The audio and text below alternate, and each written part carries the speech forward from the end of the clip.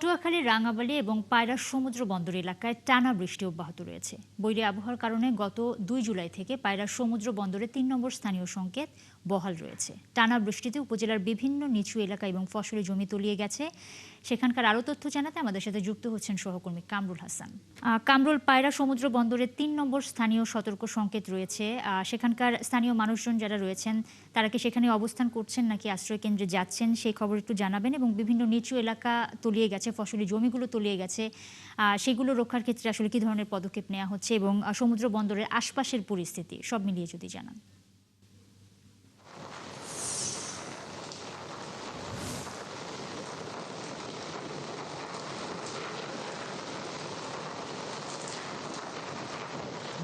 জি নুসরাত, আপনি জানেন যে ২ জুলাই থেকে আসলে উপকূল জুড়ে বৈরী আবহাওয়া বিরাজ করছে, একেবারে বিরামহীন বৃষ্টি ঝরছে। এই মুহূর্তে আমি যেখানে রয়েছি রাঙাবালীর নয়াভাঙ্গনী গ্রামে, এখানেও কিন্তু এখন বৃষ্টি হচ্ছে একেবারে অবিরাম। এভাবেই কিন্তু ২ জুলাই যখন লঘুচাপ সৃষ্টি হয় এবং পায়রা সমুদ্র বন্দরে ৩ নম্বর সংকেত জারি হয়, তখন থেকেই কিন্তু বৃষ্টি ঝরছে এবং পরবর্তীতে এই লঘুচাপটি সুস্পষ্ট লঘুচাপে পরিণত হয়।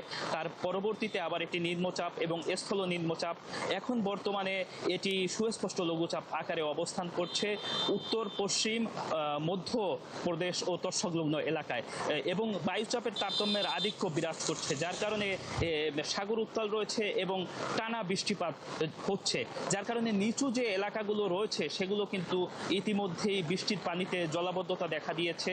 কৃষি জমি তলিয়ে আছে এবং যেখানে মানুষ বসবাস করছে সেখান ঘরবাড়ির চারপাশটা কিন্তু পানিতে টইটুম্বুর অবস্থা।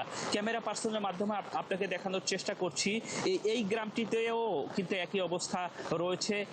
বাড়িঘরের চারপাশে পানিতে টইটুম্বুর এবং যেখানে পুকুর আছে পুকুরও পানিতে তলিয়ে কিন্তু মাছ ভেসে গিয়েছে, এমন অবস্থা আমরা কয়েকটি বাড়ি ঘুরে দেখেছি।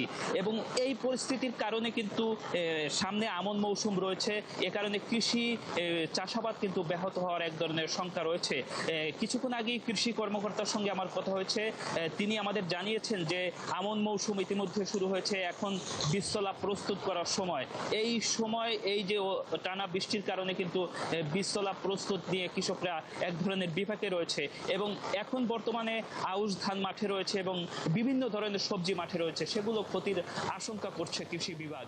এছাড়া সার্বিক পরিস্থিতি যদি জানেন, রাঙ্গাবালী নদী ও সাগর বেষ্টিত জনপদ আপনি জানেন, যার কারণে কিন্তু অনেক এলাকায় বন্যা নিয়ন্ত্রণ বেড়িবাঁধ নেই, সেখানে কিন্তু জোয়ারের পানি ঢুকে গিয়েছে এবং এই কারণে কিন্তু সেই সব এলাকায় জলাবদ্ধতা দেখা দিয়েছে। এবং এই যে কৃষি জমিতে জলাবদ্ধতা হওয়ার পিছনে এই যে টানা বৃষ্টি, এ কারণে কিন্তু কৃষকরা বলছেন যে আসলে অনেক জায়গায় যে স্লুইস গেটগুলো রয়েছে সেগুলো কিন্তু প্রভাবশালীদের নিয়ন্ত্রণে, যার কারণে এই যে পানি নামানোর ক্ষেত্রে এক ধরনের পানি নিষ্কাশনের ক্ষেত্রে এক ধরনের বাধার সৃষ্টি হচ্ছে, কারণ ওই প্রভাবশালীরা স্লুইস গেটগুলো দখল করে তারা কিন্তু মাছ শিকারের আশায় এই পানিগুলো আটকে রাখছেন, এমনকি কিন্তু কৃষকদের পক্ষ থেকে অভিযোগ করছেন, যার কারণে এই যে আমন মৌসুমকে সামনে রেখে বড় ধরনের ক্ষতির আশঙ্কা করছেন তারা। তবে প্রশাসনের পক্ষ থেকে বলা হচ্ছে যে স্লুইস গেটগুলো খুলে দেওয়া, পানি নিষ্কাশনের জন্য তারা নির্দেশনা দিয়েছেন ইতিমধ্যেই, তবে কেউ যদি এই নির্দেশনা উপেক্ষা করেন সেক্ষেত্রে তার বিরুদ্ধে ব্যবস্থা নেওয়ার কথাও জানিয়েছেন অনেকে। আমরা একটু কথা বলার চেষ্টা করব, একজন রয়েছেন আমাদের সঙ্গে, একটু তার সঙ্গে কথা বলার চেষ্টা করব। আসলে এই যে টানা বৃষ্টির কারণে এই যে বিভিন্ন এলাকায় জলাবদ্ধতা সৃষ্টি হয়েছে, এজন্য আসলে কি স্লুইস গেটগুলো খুলে না দেওয়ার কারণে এই সমস্যাটি হয়েছে কিনা আপনি কি মনে করেন? না না, পানি বাইরে এত বেশি, পানিগুলো যে রাখতেছেন হ্যাঁ, শুলিতে ছাড়াই এই টানা বৃষ্টির কারণে কি ধরনের ক্ষতি হচ্ছে? ক্ষতি আনো ওই মাসে বিষ করে হালাইবে, হাইলে ডুবলি করবে, ধান্না হালাইতে পারে না, ওই সমস্যা না, কিছু তো ক্ষতি বেশি।